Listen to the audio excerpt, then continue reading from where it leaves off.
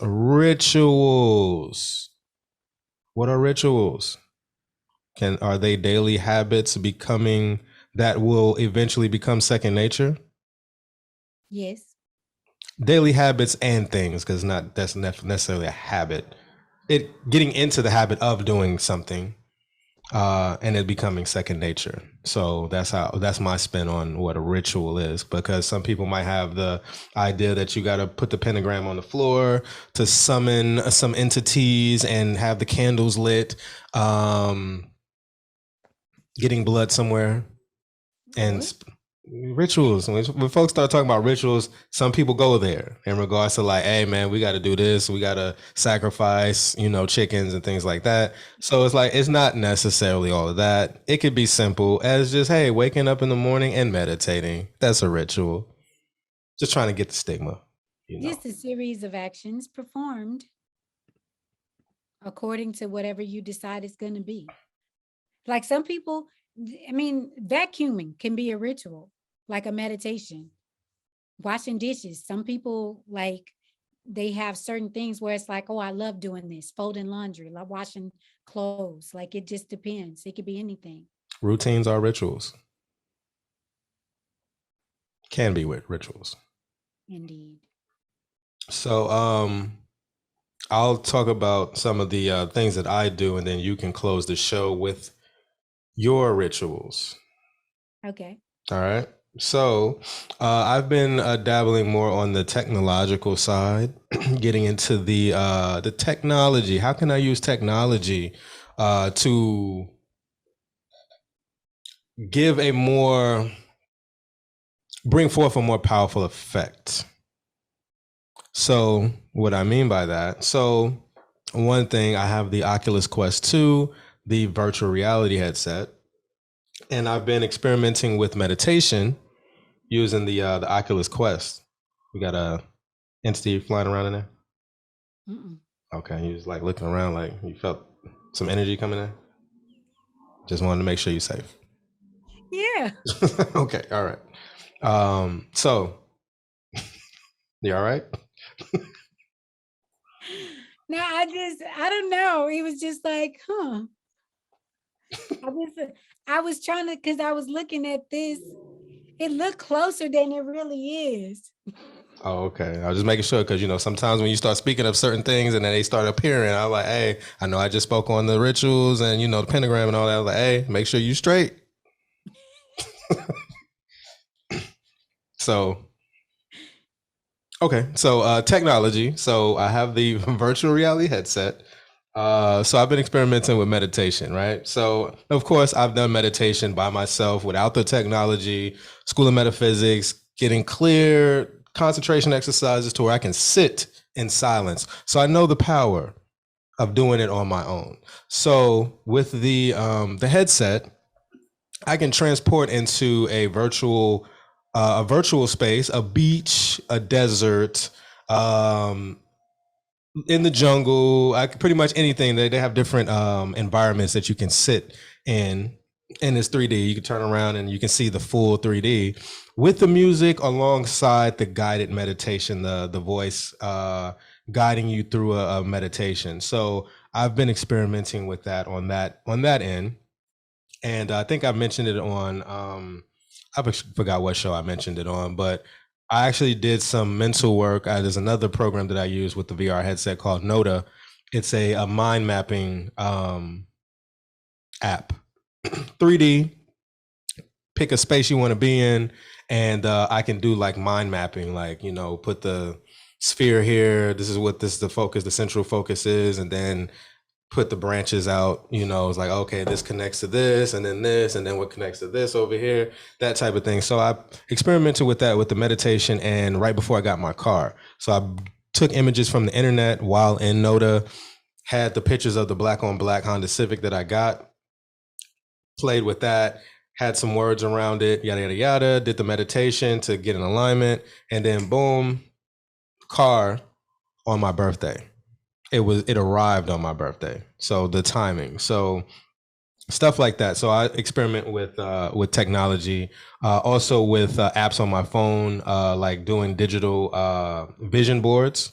instead of getting magazines and cutting out pictures, trying to find the pictures. It's like, hey, let me just pull this picture from Pinterest. Let me just pull this picture from Google Images, and then just put it on this digital surface, and then boom, you get it done faster, more convenient for me.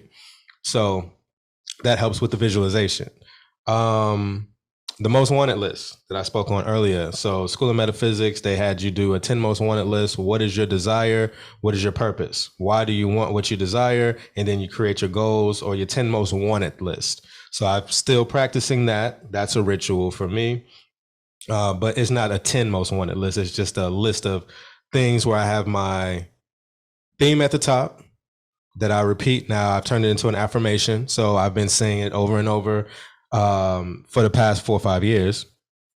Number one. Number two, under that is the intentions or the vision.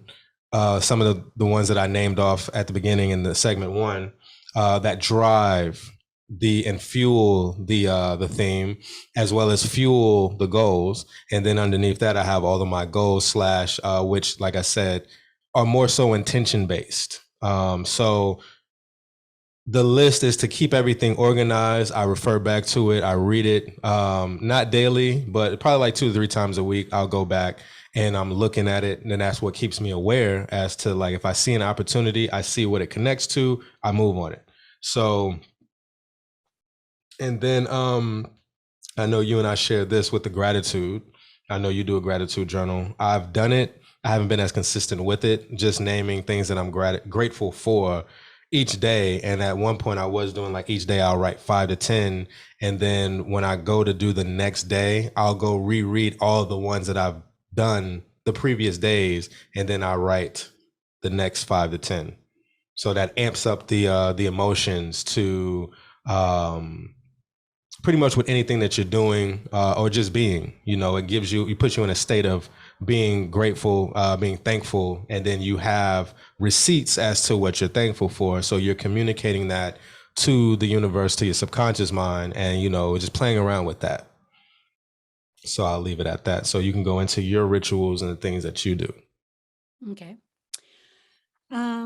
So the first one is as far as the new year, I love the burning bowl ritual where you're pretty much burning whatever you're releasing from the previous year Mm-hmm. and setting the intention for the new year.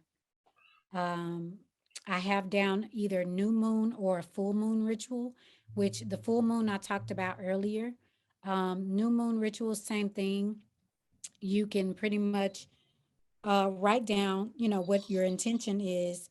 The full moon is more so dealing with releasing, whereas the new moon is dealing with creating something new.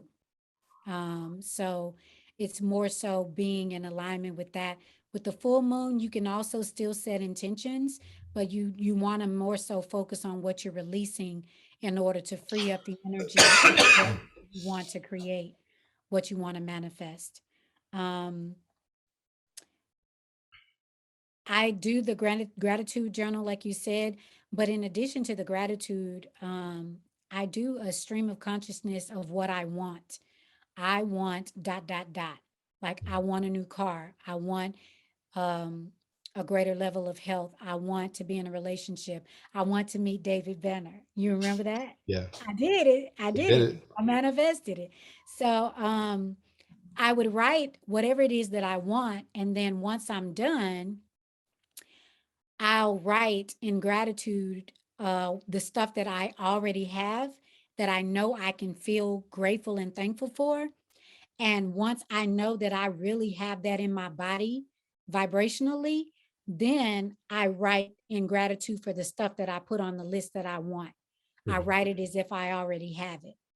Um, so, for example, when I did the David Banner, I put, I want to meet David Banner. I would love to have a conversation with him and whatever else I put on there. Then in my gratitude journal, I started out with what I was grateful for that I truly already had. And then I put, I'm grateful for meeting David Banner. I'm grateful for giving him a hug or whatever it was. And so, because if I'm already in the vibrational frequency of I have this, me being grateful for the stuff that I want, it makes it come that fast. It closes the gap, the time gap, Mhm.